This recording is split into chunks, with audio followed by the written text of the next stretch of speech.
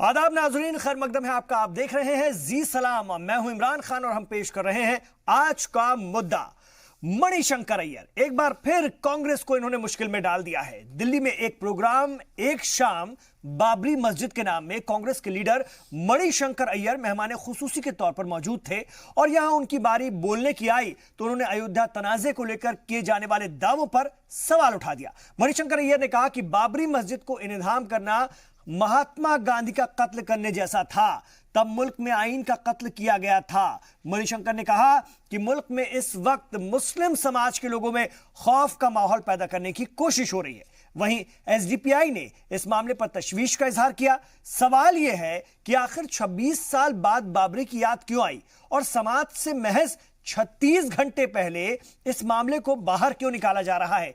इसी मौजू पर आज हम अपने मेहमानों से खास बात करेंगे और भी बहुत सारे सवाल हैं जो आपके जहन में भी कौंध रहे होंगे कि आखिर मणिशंकर अय्यर इलेक्शन से पहले बोलते क्यों हैं और बोलते हैं तो फिर किसके लिए वो बैटिंग करते हैं। ये तमाम बातें हैं, इन पर हम बात करते हैं। लेकिन एक तो दूसरी सियासी पार्टी के प्रोग्राम में मणिशंकर अय्यर जाते हैं कांग्रेस लीडर के तौर पर और वहां पर सियासी बात करते हैं और भी बहुत सारी उन्होंने बातें कही। उन्होंने ये तो कहा कि आप कैसे कह सकते हैं कि मंदिर वहीं बनाएंगे। उन्होंने कहा कि अगर देश का बंटवारा नहीं होता तो 60 करोड़ मुसलमानों की आवाज भला फिर कौन दबा सकता था। इस तरह की बात भी वो रखते हैं। क्या भारत के मुसलमान को यहां पर इज्जत से रहने का हक है कि नहीं, ये सवाल भी पूछते हैं। लेकिन जो बातें उनकी तरफ से आ रही हैं उसको देखकर तो बस यही समझ में आता है कि चुनाव नजदीक है क्या और इज इक्वल टू इलेक्शन मतलब मणिशंकर अय्यर। इसको इस तरह से देखें।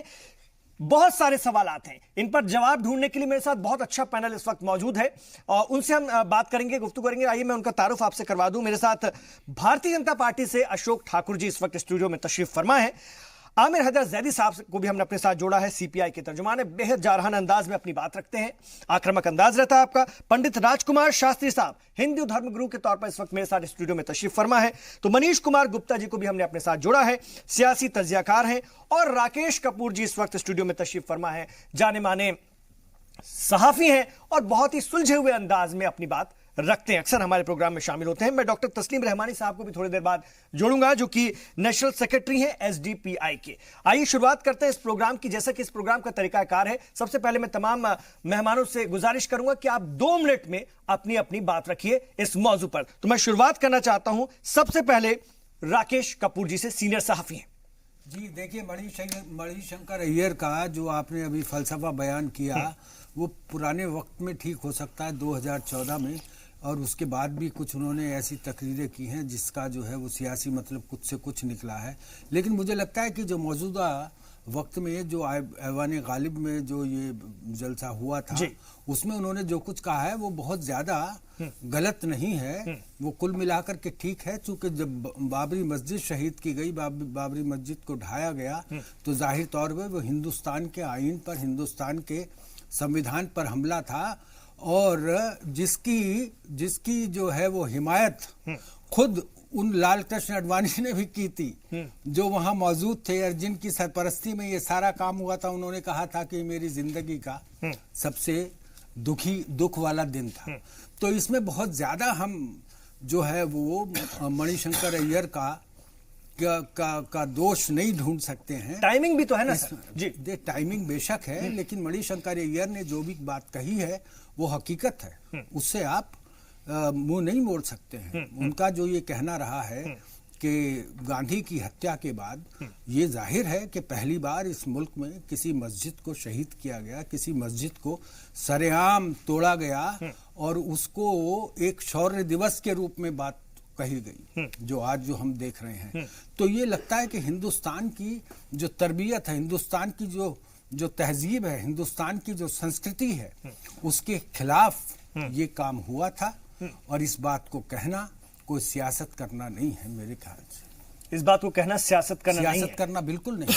ठीक है सर, आपने अपनी बात रखी 2 मिनट में, 2 मिनट से भी कम वक्त में। मैं अशोक ठाकुर जी की तरफ चलना चाहूंगा। अशोक ठाकुर जी, कैसे देखते हैं मणिशंकर अय्यर जी के इस बयान को? ऐसा लगता है कि कभी कभी तो आप लोगों के लिए बैटिंग करने लग जाते हैं, बड़ा फायदा बीजेपी को मिलता, बीजेपी तो लपकती है ऐसे मुद्दों को।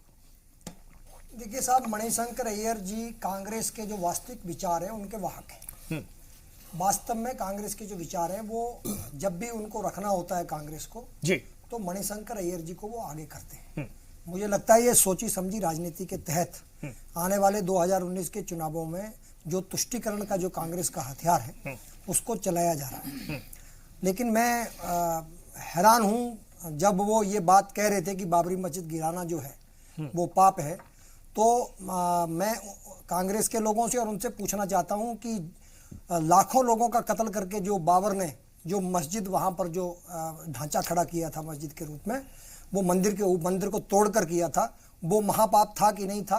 क्या लोगों का कत्ल करके लोगों को मारकर और एक धर्म विशेष के जो भारतीय संस्कृति की जो पहचान है कि सभी धर्मों को समभाव के साथ लेकर चलने वाली, उस पर क्या वो हमला नहीं था?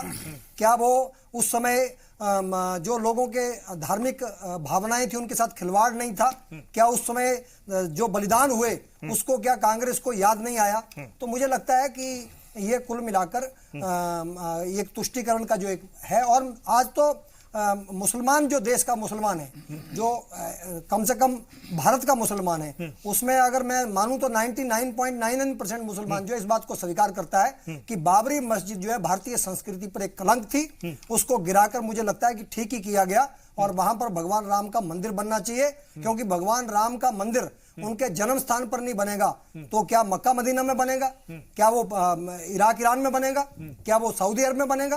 तो मेरा कहना यह है कि जन्म जहां पर हुआ है वहां बनेगा, और ये हिंदुओं की, करोड़ों हिंदुओं की आस्था का सवाल है। इससे कांग्रेस को बार बार नहीं खेलना चाहिए। मैं यही सुझाव दूंगा कि कांग्रेस को ऐसे लोगों से पीछे छुड़ाना चाहिए जो देश के खिलाफ और ठीक है सर, बहुत आपने बातें की। मेरा मन तो है आपसे क्रॉस क्वेश्चन करने का, लेकिन अभी ये जो तरीकाकार है प्रोग्राम का उसमें 2 मिनट में अपनी बात रखना, मैं इस पर आपसे सवाल जरूर करूंगा। मैं आमिर हैदर जैदी साहब की तरफ जाना चाहूंगा। सर, 2 मिनट में मणिशंकर अय्यर के इन तमाम बयान पर अपनी बात रखिए। देखिए, बीजेपी के प्रवक्ता जब बाबरी मस्जिद का जिक्र करते हैं तो सऊदी अरब बनाने का, ईरान और तेहरान बनाने की तो बात करते हैं, कभी अमेरिका और जापान की तो ये बात नहीं करते। तो मानसिकता की वो पीड़ा तो यहाँ भी नजर आती है कि क्या ये चाहते हैं, क्या जहर घोलना चाहते हैं। बाबर को कहते हैं कि इन्होंने कत्लेआम किया था, तो अंग्रेजों ने 1857 में जितना कत्लेआम किया था सदी के किसी हिस्से में नहीं हुआ। नैनीताल से लेकर दिल्ली तक सर हर पेड़ के ऊपर सर कलम कर दिए गए थे। तो अंग्रेजों के जितने यहाँ अवशेष जरा बोल के तो दिखाइए, ये अंग्रेजों के अवशेष उसके खिलाफ तो बोलेंगे नहीं। मसला यहाँ ये नहीं है, केंद्र में सरकार तो कांग्रेस की थी, तो गुनाहगार तो कांग्रेस है। अब किस डिटर्जेंट से अपने पाप धोने के लिए निकले हैं, तो ये तो देश जानना चाहता है। दूसरे, इन कांग्रेसियों को एक अजीब सा बुखार और वो सवार है, जिसे क्या कहूं, शब्द का इस्तेमाल मैं करूं। गुलाम नबी आजाद, वो सलमान खुर्शीद कहते हैं मुसलमानों के तुम्हारे खून के धब्बे तो हमारे दामन पे हैं। अरे भाई, कौन से डिटर्जेंट से धोने निकले हो? अभी पक्ष में हो, जब तुम ये कत्लेआम करा रहे थे मलियाना हाशिमपुरा, तब सो रहे थे क्या? जब बाबरी मस्जिद शहीद हो रही थी, जब सो रहे थे, तो जितनी जिम्मेदार आरएसएस है उतनी जिम्मेदार कांग्रेस भी है। दोनों बराबर के जिम्मेदार हैं। दोनों ने मिली भगत करने के बाद संविधान की धज्जियां उड़ाते हुए, कानून की धज्जियां उड़ाते हुए बाबरी मस्जिद को शहीद किया था। अब मुझे तो यहाँ ये देखना है कि उसके बाद जो हुआ वो तो हुआ। अब एक शर्त एक ही है कि साहब वही बनाएंगे, वही बनाएंगे। सुप्रीम कोर्ट कौन होता है? जो हमारी धर्म संसद फैसला कर देगी वो होगा, मान्य होगा। और अगर कोर्ट में, सुन लीजिए, प्रधानमंत्री खुद कहते हैं कि कोर्ट का फैसला आने दीजिए, अगर वो निर्णय हमारे मुवाफिक नहीं हुआ तो हम अध्यादेश लेके आ जाएंगे। तो फैसला तो अब भी कोर्ट के कानून के सम्मत होने के लिए तैयार ही नहीं है। कम से कम कोर्ट को अब तो ये देश को ये आश्वस्त कर दीजिए कि अब देश संविधान से चलेगा। कांग्रेस कर दे या बीजेपी कर दे, तो देश तो अब भी संविधान से चलाने को तैयार नहीं है। बिल्कुल लौटूंगा आपके पास, बहुत सी बातें आपसे भी करनी है। पंडित राजकुमार शास्त्री जी, कैसे देखेंगे इस बयान को? देखिए, सभी लोग अपनी अपनी बात कह रहे हैं। मैं तो मणिशंकर अय्यर जी की बुद्धि और उनकी सोच पर मुझे बहुत आश्चर्य हो रहा है। उन्होंने कहा है कि महाराज दशरथ बहुत बड़े राजा थे और उनके हजारों कक्ष थे, कमरे थे, तो इसमें क्या मालूम कि राम जी का जन्म कहाँ पर हुआ। मुझे लगता है कि मणिशंकर अय्यर जो है, इन्होंने इस्लाम का ज्ञान तो ठीक है, लेकिन इनको हिंदू संस्कृति का ज्ञान नहीं है। अगर इन्होंने एक बार भी रामायण पढ़ी होती या रामायण किसी के मुख से सुनी होती तो इनको मालूम होता कि प्रभु श्री राम जी का जन्म स्थान वही है। गोस्वामी तुलसीदास जी ने प्रभु श्री राम के जन्म के संबंध में बहुत सुंदर स्तुति लिखा है कि भय प्रकट कृपाला दीन दयाला कौशल्या हितकारी हर्षित महतारी मुनि मनहारी अद्भुत रूप निहारी। भगवान श्री राम का प्राकट्य माता कौशल्या के कक्ष में हुआ और जब इस बात तक को गोस्वामी तुलसीदास जी ने वर्णित कर दिया कि माता कौशल्या के कक्ष में प्रभु का जन्म हुआ और उस समय भगवान का स्वरूप क्या था कि चतुर्भुज स्वरूप को देख करके और कौशल्या और उस प्रसूति कक्ष में जहां पर राम जी का जन्म हुआ, कौशल्या और राम जी के बीच में जो बात हुई उसका गोस्वामी तुलसीदास जी ने वर्णन कर दिया कि उन दोनों के बीच में क्या बात हुई है। तो आप इसकी इतनी बारीकी का भी जब गोस्वामी जी ने वर्णन कर दिया और वाल्मीकि में भी इसका वर्णन, यत्र तन्न पुराणों में भी इसका वर्णन रामचरित्र में किया गया है। तो यहाँ पर मणिशंकर अय्यर की बुद्धि को मैं समझ नहीं पा रहा कि कांग्रेस का सत्यानाश करने के लिए मणिशंकर अय्यर पर्याप्त है। एक दो लोग ऐसे हैं जो जिनके कारण कांग्रेस जो है बहुत बैकफुट पर जा रही है, तो उसमें एक मणिशंकर अय्यर भी है। ठीक है सर, उनको चाहिए कि बोलने से पहले कम से कम थोड़ा बहुत तो पढ़ लीजिए। राजकुमार शास्त्री जी, मैं आपसे जरूर इस पर बात करूंगा और भी मैं समझने की कोशिश करूंगा कि क्या कह रहे हैं पुराण और रामायण में क्या कहा जा रहा है, रामचरितमानस में क्या कुछ है, इसके बारे में और समझने की कोशिश करेंगे बारीकी से। मनीष गुप्ता जी की तरफ आऊंगा। मनीष कुमार गुप्ता जी, कैसे देखेंगे इस बयान को? क्या सुपारी ले रखी है कि कांग्रेस को बर्बाद करना है मणिशंकर अय्यर साहब ने? देखिए, सुपारी नहीं, आप समझिए तोप और तोप के गोले के बीच में जो संबंध है वो कांग्रेस और मणिशंकर अय्यर जी के बीच में है। यानी जब एक बार तोप अपने गोले को छोड़ देती है फिर वो कह सकती है कि नहीं, इस गोले से मेरा कोई संबंध नहीं है। और गोले को भी अब महसूस होने लगता है कि मैं अपने फर्ज के लिए चल चुका हूं, अब मेरे को गोले से कोई लाभ होने वाला नहीं है, अब ये मेरी इच्छा है मैं किधर गिरूं।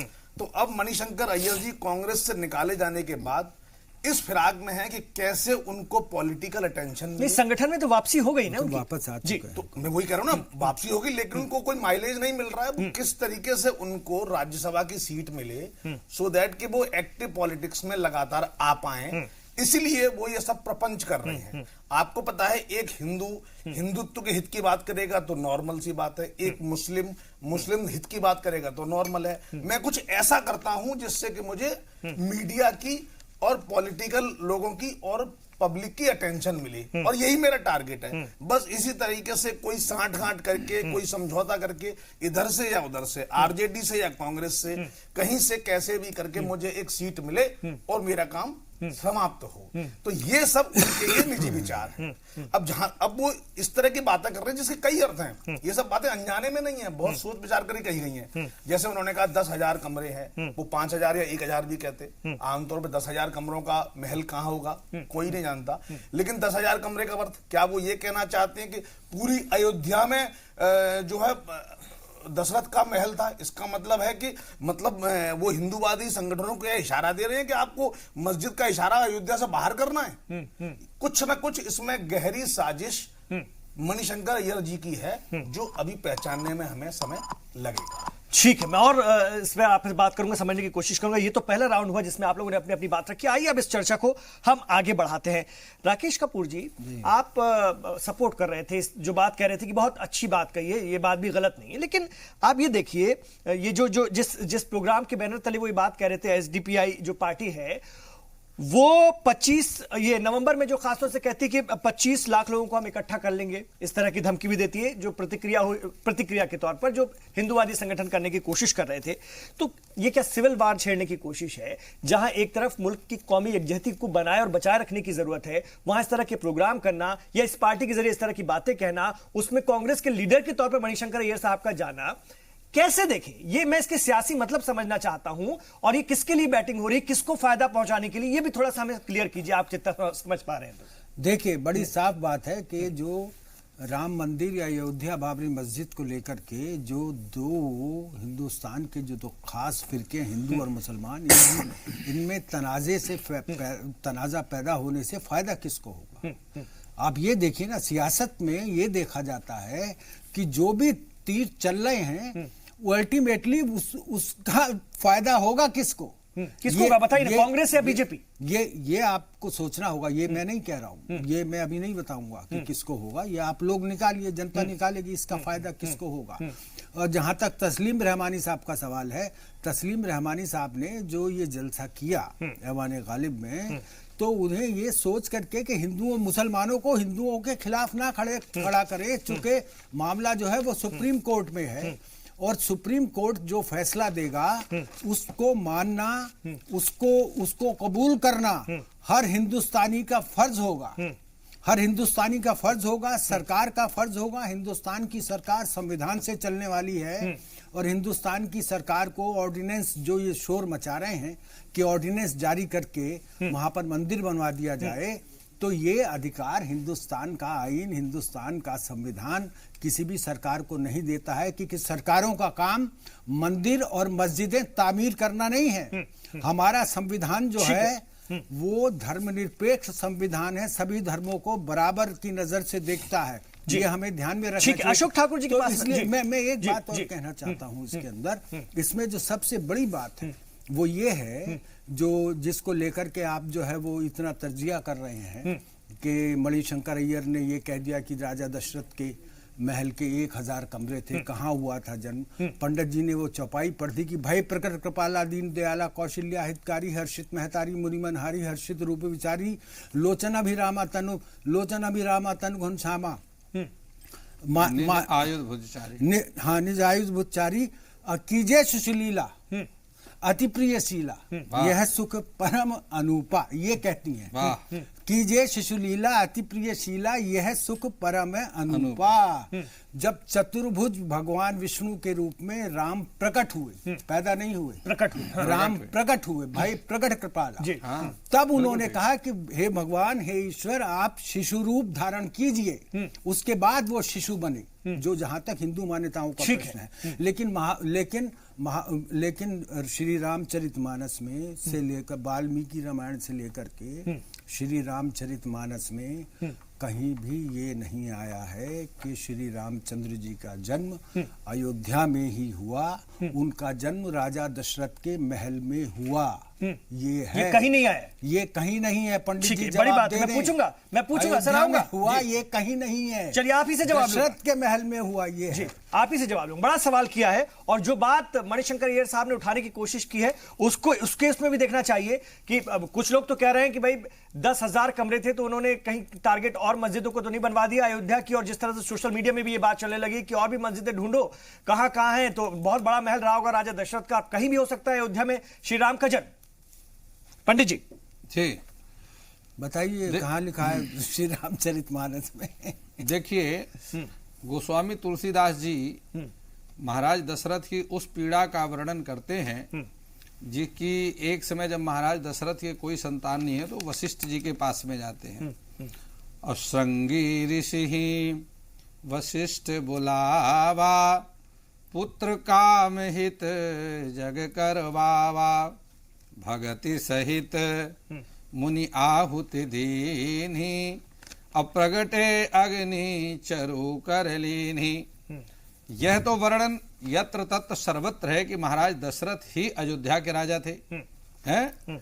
और महाराज दशरथ के भागवत के जो है सभी पूर्वजों का वर्णन भी भागवत में किया हुआ है। अब इतना समय नहीं है चैनल में, कुछ तथ्य परक है क्या? कोई तथ्य है? सीमित नहीं था अयोध्या राज्य, अयोध्या तक सीमित नहीं था, आर्यावर्त था। जहां अयोध्या की बात बताता हूं मैं आपको, अगर आप बात खटवांग महाराज दशरथ अयोध्या के ही राजा थे, उसका प्रमाण भागवत में है कि अयोध्या शहर तक या गांव तक ही सीमित नहीं थी अयोध्या का। बड़ा सवाल उठाया। देखिए पंडित राजकुमार शास्त्री, रावण सब पर भी बहस होनी चाहिए, इस पर भी बहस होनी चाहिए। 10,000 कमरों का महल उन्होंने कहा जन्म हुआ होगा, ये कोई बता सकता है क्या? कहां से आती? उधर रावण सप्तद्वीपपति था, वो जाते ही धमकाता था कि जाओ राजा से कहो कि सप्तद्वीपपति पौलत रावण आया। देखिए अयोध्या में पुलत्स्य ऋषि का पुत्र रावण आया प्रयास है। किया है, लेकिन सप्तद्वीपपति, 7 द्वीपों का पति रावण अधिपति था, लेकिन अयोध्या में रावण का शासन नहीं था। अयोध्या में रावण का शासन नहीं था। प्रभु आप कैसी बात कर रहे हैं? आप विचार करके तो देखिए। लेकिन मैं ये कह रहा हूँ, आपकी बात को आगे बढ़ाता हूँ। खड्वांगो दीर्घबाहु च रघुतस्मात् पृथुस्रवा अजस्ततो महाराज तस्मात् दशरथो भवत्। भरतखंड पर था। हाँ, लेकिन वो भरतखंड में अयोध्या का शासन राजधानी थी। अगर हम हिंदू शास्त्रों की माने तो, और राजधानी में राजा का निवास होता है, हमें ये मानना पड़ेगा। फिर तो हिंदू शास्त्रों की बेहतर व्याख्या मणिशंकर अय्यर कर रहे हैं। राजधानी, उस राज्य की राजधानी अयोध्या थी और अयोध्या के राजा अब हम कुछ भी ठीक है, इस बहस को हम और आगे बढ़ाते हैं। ये बहस बहुत अहम बहस है, इसको भी आगे बढ़ाना चाहिए। एक मसला तो जरूर दिया है, एक सब्जेक्ट तो जरूर दिया है मणिशंकर अय्यर ने, इस पर भी हम बात करेंगे। हम बहुत अहम मुद्दे पर बहस कर रहे हैं। मणिशंकर अय्यर के बयान को लेकर के एक बार उन्होंने फिर शिगुफा छोड़ा है और इस बयान के किस तरह के मायने निकाले जाएं इसको भी हम समझने की कोशिश कर रहे हैं। कांग्रेस इस पर बहस नहीं करना चाहती है, लेकिन कांग्रेस कहीं ना कहीं मणिशंकर अय्यर से किनारा भी नहीं करती है या उन्हें रोकती भी नहीं है या बहुत ज्यादा उनकी बातों पर एहतजाज भी नहीं करती। तो इसको कैसे समझे? मेरे साथ अशोक ठाकुर जी, भारतीय जनता पार्टी के लीडर। अशोक जी, जिस राम मंदिर मुद्दे पर आपके ही लोग अब आपसे सवाल पूछ रहे हैं लगातार, वजीर आजम के बयान के बाद, उनके इंटरव्यू के बाद तो लोग आप पर हावी हो गए, आपके ही लोग, आपके सपोर्टर्स। ऐसे में मणिशंकर अय्यर जैसे लोगों के इस तरह के बयान, जो जिस तरह की जो तपिश बनती है आप लोगों के खिलाफ सियासी, वो तो फुहार का काम आप पर करते हैं। सारी बहस जो है उधर डाइवर्ट हो जाती है। कैसे देखते हैं इसको? ये तो आप लोगों के लिए ऐसा लग रहा है काम करते हुए नजर आ रहे हैं। देखिए, ये हमारे लिए काम नहीं कर रहे हैं, ये अपने लिए ही काम करते हैं। और ये बड़ी सोची समझी राजनीति के तहत जो है ये बार बार ये काम किया गया। पहले जब की कोशिश करी थी, जो प्रत्यक्ष में चीज है ये उसके अस्तित्व को नकार रहे हैं तो छोड़िए। अभी वो 10,000 कमरों की बात कर रहे हैं, अब 10,000 कमरों की बात कर रहे हैं और शुक्र है कपूर साहब ने 10,000 महलों की बात नहीं करी। कम से कम उन्होंने ये तो कहा कि अयोध्या में एक महल था, लेकिन उसमें लिखा नहीं है। अब हर चीज इनको लिख के देनी पड़ेगी और पूरी रामायण में और पूरे इतिहास में अयोध्या में मंदिर वहीं बनाएंगे पर सवाल उठाया ना उन्होंने, इसलिए मैं पूछ रहा हूं। जो आप लोगों का भी नारा है, मंदिर वहीं बनाएंगे लेकिन तारीख नहीं बताएंगे, वो एक अलग इशू है। लेकिन जो बात आज इस बहस में निकल कर आ रही कि भाई अयोध्या तो बहुत दूर तक उस वक्त फैला हुआ था, तो फिर भगवान राम का जन्म उसी जगह पर हुआ है कि नहीं, इसको कैसे कंफर्म करेंगे? मुझे एक चीज बताइए आप, अब मैं दूसरे धर्म के जो धार्मिक गुरु हैं जिनको लेकर उन धर्मों के लोग भी अपने सेंटीमेंट से जीते हैं, मैं उनके आपको 100 क्वेश्चन खड़े कर दूंगा, उनके पैदा होने पर क्वेश्चन खड़े कर दूंगा। इसका मतलब ये नहीं है, ये लोगों की मान्यताएं और हजारों लाखों वर्षों से भगवान राम की जो है उसकी मान्यता चली आ रही है। उस पर अनेक किताबें लिख दी गई, रामायण चाहे वाल्मीकि हो या दूसरी रामायण हो, उनमें भी उसका जिक्र किया गया। और उसके बाद आप देखिए कि रामलीलाओं के माध्यम से और बच्चा देश का एक छोटा सा पैदा होने वाला बच्चा जो है वो भी बता देगा कि भगवान राम अयोध्या में पैदा हुए थे। लेकिन कांग्रेस के लोगों को और उनके समर्थकों को जो अपने आप को धर्मनिरपेक्ष कहता था कि सेकुलर जो कहते हैं, जिनको धर्म चाहिए नहीं क्योंकि वो चाहते हैं कि जंगल में रहें, जंगली जैसे रहें, क्योंकि धर्म के बगैर जो व्यक्ति वो जंगली होता है, तो वो जंगली जैसा रहना चाहते हैं। वो जो मर्जी करें, जो मर्जी खाएं, मां बहन बेटी का अंतर समाप्त कर दें, ये सब जो लोग चाहते हैं वो इस तरह के क्वेश्चन उठाते हैं। जो आस्थाओं में बात करते हैं, जो उसकी मान्यताओं पर चलते हैं, वो इस पर सवाल नहीं उठाते। और ये सवाल इस्लाम पर, ईसाईयत पर और अन्य धर्मों पर भी उठाए जा सकते हैं। लेकिन हम लोग जो हैं, क्योंकि हम ये विश्वास करते हैं कि मान्यताओं के ऊपर चलना चाहिए और बहुत सारी मान्यता ऐसी हैं जिनको छेड़ना नहीं चाहिए। मुझे लग रहा है कांग्रेस बार बार जो ये काम कर रही है। और मैं एक बात कह रहा हूं, मैं तो कह रहा हूं कि जिन लोगों को ये लगता है कि भारतीय जनता पार्टी जो है राम मुद्दा लेती है, मैं तो कह रहा हूं कि आओ मंदिर बनाओ और इस मुद्दे को खत्म करो। उसके बाद की राजनीति में आपको पता लग जाए आपकी क्या औकात है और हमारी क्या औकात है। ठीक है, मैं मनीष गुप्ता जी के पास आऊंगा। राम मंदिर हिंदू मुसलमान जो मुद्दा होता है खासतौर से, उससे कांग्रेस अब तो बहस में भी शामिल नहीं होती, उनके तर्जुमान भी इसमें नहीं आते, थोड़ा सा दूरी बनाकर चलते हैं। सॉफ्ट हिंदुत्व भी उन्होंने अपना कर रखा हुआ है, उसका फायदा भी उनको मिलता है। नहीं, लेकिन इस तरह के एक बात कहनी है मुझे, वो खुद नहीं आ रहे हैं लेकिन उनके दलाल आते हैं। आप ये ध्यान रखना। ठीक है, मैं अब आप किसके तरफ इशारा कर रहे हैं ये तो आप जाने। लेकिन मनीष गुप्ता जी, इस तरह के प्रोग्राम में जब सत्ता में आते हैं तो खिलाते हैं उनको बैठकर 5 स्टार होटलों में। लेकिन ऐसे बहुत हैं उनके लोग। नहीं, ठीक है, वो उनकी बैटिंग वो करते हैं आकर। ठीक है, लेकिन इस तरह के प्रोग्राम में उनके नेता, जिस तरह का प्रोग्राम ये पार्टी ने किया खासतौर से एसडीपीआई ने, उनके नेता जाने से परहेज भी नहीं करते। एक तरफ तो कांग्रेस बचती है, उनके तर्जुमान बचते हैं, दूसरा उनके नेता ऐसे प्रोग्राम में जाने से परहेज भी नहीं करते। तो ये सियासत किस तरह की है? क्या दिखाना चाहती है कांग्रेस और इसके पीछे की क्या गोटी सेट करना चाहती है? देखिए, ये वैक्सीन टेस्टिंग है एक्चुअली। पॉलिटिकल, इसे मेडिकल की भाषा में वैक्सीन टेस्टिंग कहते हैं। जैसे अगर किसी कंपनी ने एक नई वैक्सीन बनाई है तो उसका साइड इफेक्ट चेक करने के लिए वो क्या करते हैं, खुद उनका एम्प्लॉई या उनका एग्जीक्यूटिव या उनका रिप्रेजेंटेटिव डायरेक्ट जाके पब्लिक में टेस्ट नहीं करेगा। वो एक किसी ऐसे जिसे कहेंगे फाइनेंस की भाषा में एसपीवी का इस्तेमाल करेंगे, स्पेशल पर्पस व्हीकल, एक यूनिट बनाई जाएगी जिसका ऐसा दिखाया जाएगा जैसे इसका और इस मेडिकल कंपनी का कोई संबंध ही नहीं है, और वो जाके टेस्ट करेगी। अगर उस टेस्ट के साइड इफेक्ट आ गए तो हम कह देंगे नहीं जी, जैसे ये तो हमारे पार्टी ने, हम तुम्हें जानते नहीं है कौन है। और अगर उसके रिजल्ट ठीक आए तो फिर हम उनको एक्सेप्ट कर लेंगे, ठीक है जी ये तो हमारे ही थे और ये हमारी कंपनी थी और हमारी ऑर्गेनाइजेशन थी। कांग्रेस ने भी मणिशंकर अय्यर को ऐसा ही एक एसपीवी बना लिया है, जिसका नतीजा ये है कि वो टेस्टिंग करने निकले हैं। अब वो ये देखने निकले हैं कि क्या इस मुद्दे को इस तरीके की हवा देके सेट किया जाए, क्या उसके क्या रिएक्शन होंगे, पब्लिक एट लार्ज क्या फर्क आएगा उसका। अगर उसका एडवर्स फर्क आएगा तो तुरंत पल्ला झाड़ लेंगे और नहीं तो आगे चलेंगे। तो अभी जैसे कपूर साहब ने कहा कि ये बात चल रही थी कि हमारा देश जो संविधान से चल रहा है ये रिलीजन लेस कंट्री है या ऐसा कुछ, मैं उसमें कहना चाहता हूं अगर कोई सरकार, चाहे वो बीजेपी सरकार हो या कांग्रेस सरकार हो, अगर कोई सरकार किसी भी मुद्दे पे, चाहे वो धर्म का मुद्दा हो, तलाक का मुद्दा हो, शाहबानों का मुद्दा हो, राम मंदिर का मुद्दा हो, अगर कोई कानून लेके आती है और अगर वो कानून पास हो जाता है, then it becomes the law. When it is law then it is the duty of the supreme court, judiciary, administration, executive, it is everybody's duty to follow. सबको इसका का निर्वहन करना ही पड़ेगा।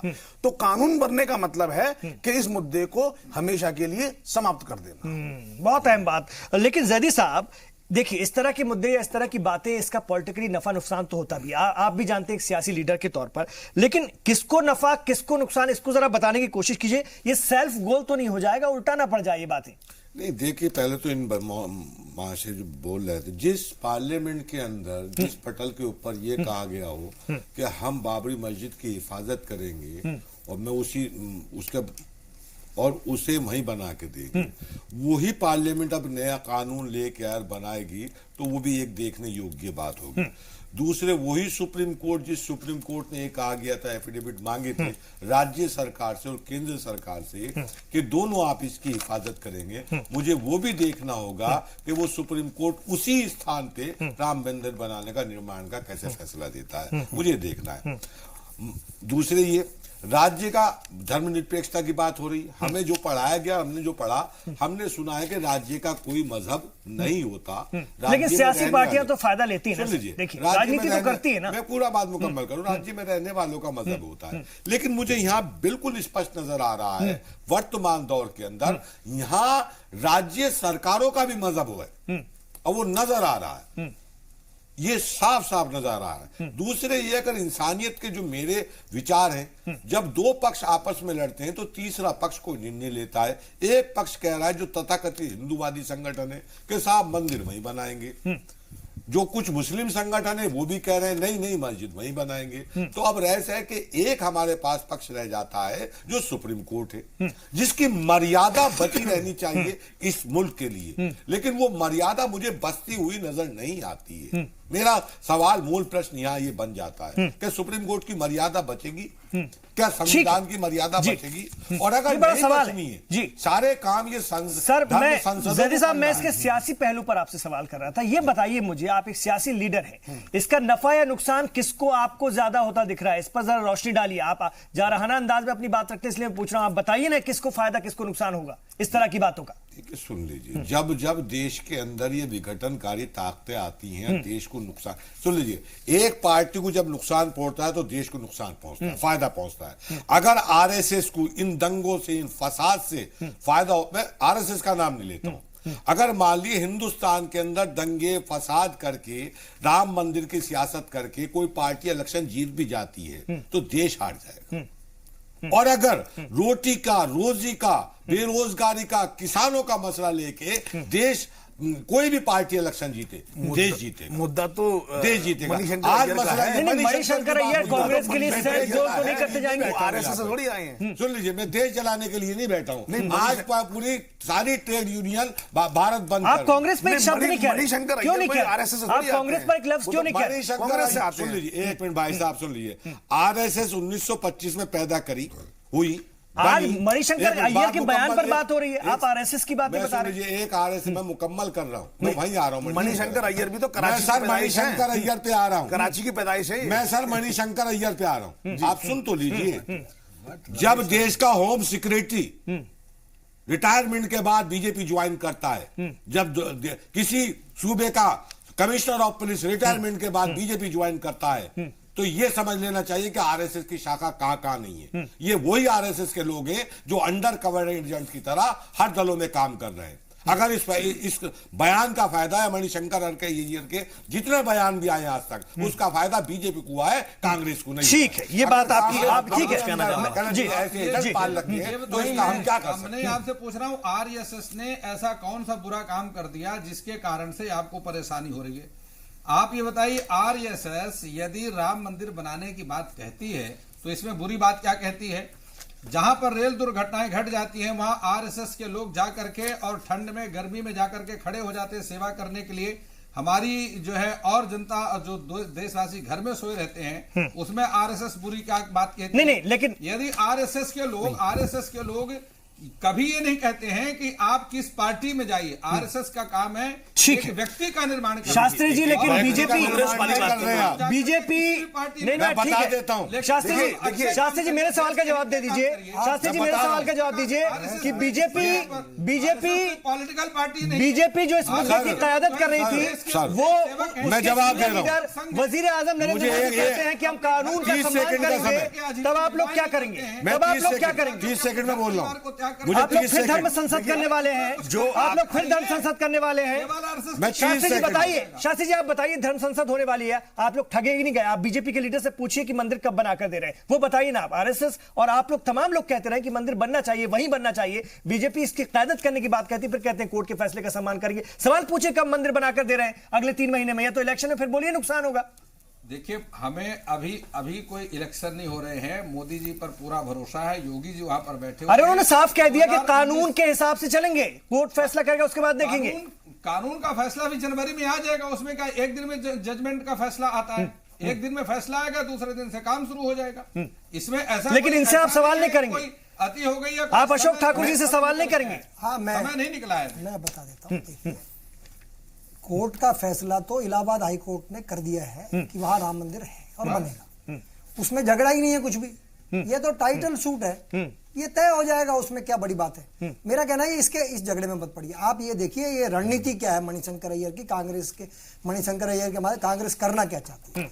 बेसिकली कांग्रेस को समस्या ये है कि पिछले 5 वर्षों के अंदर जिस तरह मुसलमानों के घरों में बिजलियां पहुंची हैं, उनको सिलेंडर मिले हैं, उनके रोड इंफ्रास्ट्रक्चर बना है, गरीबी के रेखा के नीचे रहने वालों को मुफ्त में घर मिले हैं, हर तरह की सुविधाएं, जो एक गेम चेंजर के रूप में एक नई जो परिवर्तन आया है नीचे गांव तक, उससे कांग्रेस घबराई हुई है। और कहीं मुसलमान भाजपा के साथ जो डेवलपमेंट हुआ है उसके साथ ना चले जाए, वो एक खौफ पैदा करता है। ठीक है, इस पर भी मैं बात करूंगा, इस पर भी मैं बात करूंगा। सर एक छोटा सा एक मिनट साहब जी, इसलिए बोलना पड़ रहा है कि आप मुसलमानों के लिए झूला लगा दीजिए और उनके लिए लाल किला बनवा करके उनको झूले में झुलाइए। हमें उससे मतलब नहीं है, हमें मतलब राम मंदिर से है। मैं बता रहा हूं। आप राम मंदिर ये आपने सवाल किया, मैं ये चाह रहा था कि बीजेपी से सवाल आना चाहिए, बीजेपी के पास ये सवाल जाए। जी पैदा के लिए अगर शासन पर आए हैं तो फिर आपको कांग्रेस पर ठीक है। अशोक ठाकुर जी, शास्त्री जी के सवाल का जवाब मैं आपसे लूंगा, शास्त्री जी के सवाल से का आपसे जवाब लूंगा।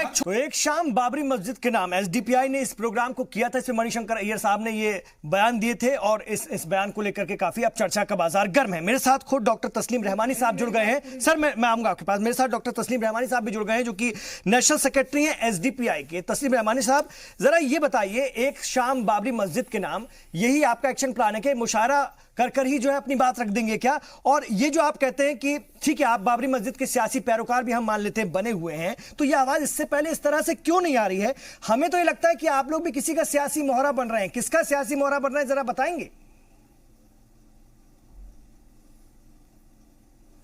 हम इस मुल्क के इंसाफ पसंद और मजलूम तबकात का मोहरा हैं, इसमें हमको एतराज नहीं है। इसे दिल से बोलिए, शब्द की रचना मत करिए, दिल में हाथ रख करके बोलिए। नहीं है, इसीलिए केरल में हत्या करा रहे हैं। सुन लेते हैं सर, सुन लेते हैं, इसीलिए केरल में देखिए आखिरी मरहले में जो है, सुन लीजिए, सुन लेते हैं उनके, वो बाहर से बात जो कर रहे हैं जी। राजनीति की जा रही है, जो गंदी राजनीति है, खौफ का माहौल, डर का माहौल झूठ के जरिए फैलाया जा रहा है। राम मंदिर के नाम पे झूठ फैलाया जा रहा है और उस झूठ के जरिए नफरत पैदा की जा रही है और कुछ लोग उसके जरिए सियासी रोटियां। लेकिन तस्लीम रहमान साहब, ये मजहबी जज्बात 26 साल तक कहां थे? अचानक इसमें इतनी बेदारी कहां से पैदा होने लगी?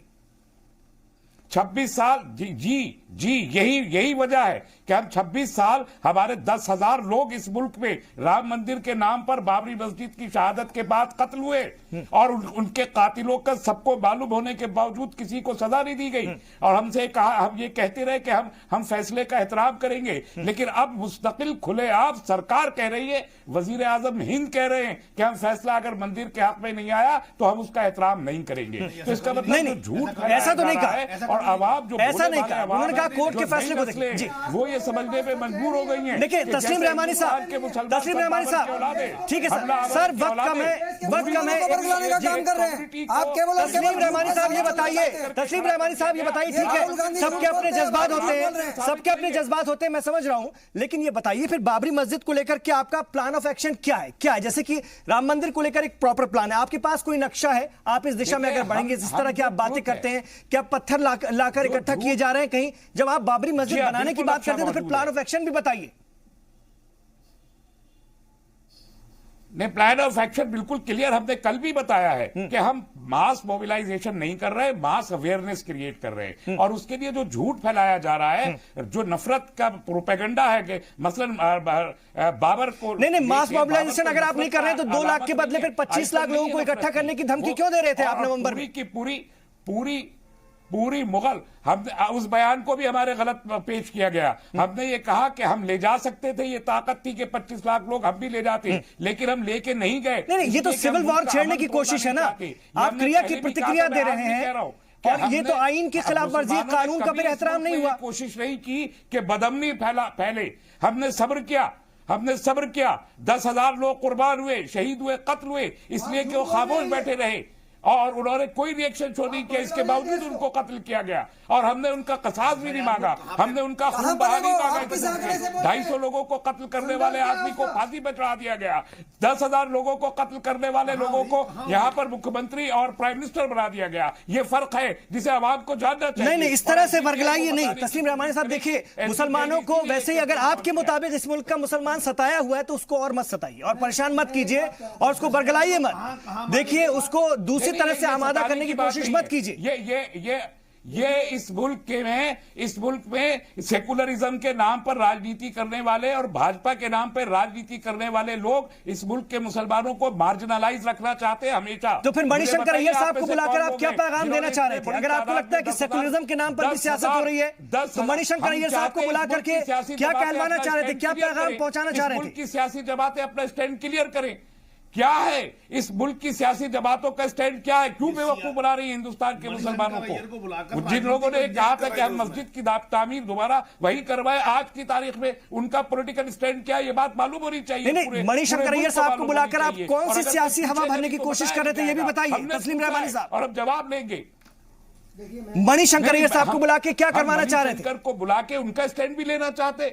हमने शरद यादव जी को भी बुलाया, उनका स्टैंड भी लेना चाहते और हमने पूरे मन से खुले तौर पर तमाम पॉलिटिकल पार्टीज को चैलेंज किया है कि वो अपना स्टैंड क्लियर करें। हम सबका स्टैंड जाना चाहते हैं, वो सच के साथ है या झूठ के साथ है, वो नफरत के साथ है या मोहब्बत के साथ है, वो हिंदुस्तान के इज्तिमाई ज़मीर के साथ है या फिस्ताई टोले के प्रोपेगेंडे का शिकार हो चुके हैं। ये हमको पूछने तो फिर आपको क्या एहसास हुआ, एहसास हुआ कांग्रेस के लीडर के तौर पर उनके इस बयान को देखने के बाद? आप क्या कहते हैं? नहीं, जो कुछ उन्होंने कहा उसमें गलत क्या है? भगवान रामचंद्र जी आराध्य हैं, पूज्य हैं, पूरे मुल्क के हर शख्स उनका एहतराम और वकार को बलूज रखता है, लेकिन उनका जन्म स्थान एक 6x6 के एक उसी जगह पर हुआ है, इसका कोई सबूत नहीं है। कोई नहीं जानता कि भगवान रामचंद्र जी अयोध्या में पैदा हुए, ये बहुत सी किताबों में लिखा है, लेकिन अयोध्या एक बहुत बड़ा कई किलोमीटर का शहर है, उसमें कहां पैदा हुए ये तो कहीं भी नहीं लिखा हुआ। फिर ये जो जिद की जा रही है कि उस मिंबर पर, जहां मिंबर है मस्जिद का, वहीं पर भगवान रामचंद्र जी पैदा हुए, ये झूठ है। सरासर झूठ है। और इसको आस्था कह के, आस्था के नाम पे हजारों मुसलमानों को कत्ल की इजाजत किसी को नहीं दी जा सकती। और अगर किया गया है कत्ल तो सवाल पूछने का इख्तियार है हम लोगों के पास। हमें पूछना चाहिए कि जो कातिल है उनको वजीर आजम क्यों बनाया जा रहा है। देखिए, इस तरह से मुल्क के माहौल को खराब करने की कोशिश नहीं कीजिए। तस्लीम रहमानी साहब, ये जो इश्तियालंगेजी है बयानों की, मुसलमानों की कत्लेआम की बात, ये ठीक नहीं, ये ठीक नहीं। ये दंगे फैलाने की साजिश रच रहे हैं आप कांग्रेस के इशारे पर। आप दंगे फैलाने की साजिश रच रहे हैं। आप 10,000 लोगों के कत्ल की बात, झूठी बात कहकर जो है इस देश के अंदर जो है वो माहौल, खौफ का माहौल पैदा कर। आमिर हैदर ज़ादी साहब, एक झूठ बताइए, आप सच को तस्लीम रहमानी साहब, आप ये जो 10,000 बार कर रहे हैं, क्या डेटा आपके पास? इसका क्या डेटा है, क्या रेफरेंस है आपके पास? इसको भी साबित कीजिए। कोई बताए, सुन लेते हैं, कोई बताए उनको क्या सजा मिली है, मुझे बताया जाए। ये 10,000 मुसलमानों के कत्ल की जो आप बात कर रहे हैं, क्या डेटा है, क्या रेफरेंस है? 1992 के बाद शहीद नहीं हुए, किसी को सजा कहाँ लिखा हुआ है? बताइए, क्या मैं झूठ बोल रहा हूँ? कोई रेफरेंस दीजिए। क्या ये झूठ है कि 10,000 मुसलमान शहीद हुए बाबरी मस्जिद के नाम पर? क्या ये झूठ है? और सबके सामने झूठ बोल रहे हैं और आपको झूठ बोलने में कोई संकोच नहीं हो रहा है। क्या ये झूठ है? सबसे बड़ी बात है कि आपको कोई संकोच भी नहीं हो रहा है। मुरादाबाद और दूसरे दंगे 1992 से पहले कांग्रेस की हुकूमत में हुए, क्या कहेंगे आप? आज अगर सवाल पूछे, हाशिमपुरा, मेरठ, मरियाला, मुरादाबाद दंगे कांग्रेस की क़यादत वाली हुकूमतों में हुए, 1992 से पहले हुए, 1992 से पहले हुए। उसको भी आप जोड़ रहे हैं क्या? उसको भी आप जोड़ रहे हैं क्या? उसको भी आप जोड़ रहे हैं क्या? तस्लीम रहमानी साहब, नहीं, उसको नहीं जोड़ा है, आपके पास नहीं जोड़ा। मैंने तो रथ यात्रा को भी नहीं जोड़ा जी। हमने तो रथ यात्रा में जो 3,000 मुसलमान मारे गए, मैं तो उनको भी नहीं जोड़ रहा। अगर उनको जोड़े तो लाखों मुसलमान मारे जा चुके, लेकिन सिर्फ बाबरी मस्जिद के नाम पर, सिर्फ बाबरी मस्जिद के नाम पर 10,000 से ज्यादा मुसलमान शहीद हुए हैं। चाहे वो 92 के फिसाद है, 93 के फिसाद है, गुजरात के फिसाद है, उन सबको जोड़। अशोक ठाकुर साहब को एतराज है आपकी बात पर, बीजेपी लीडर अशोक ठाकुर साहब को एतराज है आपकी बात पर, क्या कहेंगे अशोक जी? अशोक जी क्या कहेंगे? कोई मतलब नहीं है 10,000। मेरे सिख भाई, मेरे 3,000 सिख भाइयों को इंसाफ मिल गया 30 साल के बाद, उनको इंसाफ मिला, लेकिन मुसलमानों को इंसाफ क्यों नहीं दिया जाएगा? क्या उससे सवाल नहीं किया जाए? अशोक जी जवाब दीजिए। ये डेमोक्रेसी है। मैं अपनी बात जब कह रहा था, डेमोक्रेसी है। भारतीय जनता पार्टी ने पिछले 5 वर्ष में जिस तरह से विकास का काम किया है, कहीं ना कहीं मुसलमानों को उसका लाभ मिला है। और ये पूरी की पूरी कांग्रेस पार्टी और विपक्ष जो है ये खौफ ज्यादा हो गया है, इसलिए मुसलमानों में खौफ पैदा करने की कोशिश कर रहा है और ऐसे आंकड़े लेकर आ रहे हैं कि इतने लाख लोग कत्ल कर दिए। इस देश के अंदर कहां का रिकॉर्ड है, कहां का संदर्भ है? ये एक झूठ, जिस तरह राहुल गांधी राफेल झूठ खिला रहे थे, ठीक है साहब, ठीक है, कर दिया। हमारी चर्चा पहुंच गई है कि अब हमें खत्म करनी होगी। वक्त पूरा होता है सर, वक्त पूरा होता है। मैं माफी चाहता हूं, बहुत शुक्रिया आपका डॉक्टर तस्लीम रहमानी साहब अपनी बात रखने के लिए, जुड़ने के लिए। लेकिन रेफरेंस 10,000 से ज्यादा मुसलमानों के कत्ल का आप नहीं दे पाए। ये कहना अपने आप में बहुत आसान बात है, लेकिन आप रेफरेंस नहीं दे पाए। बहुत शुक्रिया सर, आप तमाम लोगों का बहुत शुक्रिया। राम मंदिर के इशू पर जब भी चर्चा होगी, इस तरह की बातों पर या इस तरह से निकले हुए शगुफों पर जब भी बात होगी, तो इसी तरह का माहौल हो जाता है। लेकिन वक्त की कमी है, वक्त पूरा हो जाता है। आप लोगों से बहुत शुक्रिया करते हुए इस चर्चा को हम यहां पर खत्म करेंगे और उम्मीद करते हैं कि आगे आने वाले दिनों में मणिशंकर अय्यर का यह बयान जो चर्चा का सबब बनता रहेगा, लेकिन कांग्रेस इससे कितना किनारा करती है, किस तरह से उसको जवाब देने के लिए आगे आती है, यह भी अब देखने वाली बात होगी। बहुत शुक्रिया इस चर्चा में आप लोगों का हिस्सा लेने के लिए। आप देखते रहिए जी सलाम।